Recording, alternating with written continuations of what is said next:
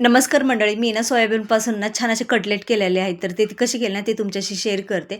सर्वात अगोदर ना सोयाबीनना मी असे उकडून घेतलेले. उकडताना ना थोडंसं मीठ टाकलं आणि असे मस्त उकडून घेतलेले आहेत. नंतर गॅस बंद केला आणि थंड झाल्यानंतर ना असे पिळून घेतलेले. सोयाबीनमध्ये जेवढं पाणी काढता येईल ना तेवढं पाणी काढून घेतलं. नंतर मिक्सरमध्ये ना टाकले. वाटण करताना ना बारीक चिरलेला कांदा टाकला, 4-5 लसणाच्या पाकळ्या टाकल्या, पुदिना टाकला आणि थोडीशी कोथिंबीर टाकून मस्त असं त्याचं जाडसर वाटण करून घेतलं.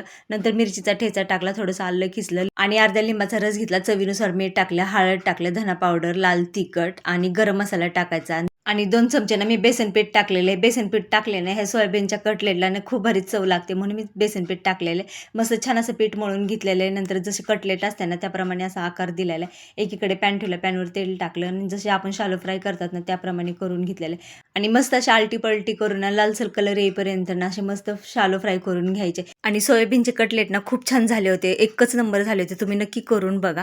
आणि पचनासाठी ना हलके योग्य प्रमाणात फायबर असल्यामुळे ना डायजेशन सुधारते, वजन नियंत्रणात ठेवतं, पोट भरल्यासारखं वाटतं, त्यामुळे जास्त खाणं कमी होतं. तर हे सोयाबीनचे कटले ना तुम्हाला कसे वाटले ते कमेंट करून सांगायला विसरू नका. पुन्हा भेटू अशा नवीन रेसिपीसोबत. तोपर्यंत बाय.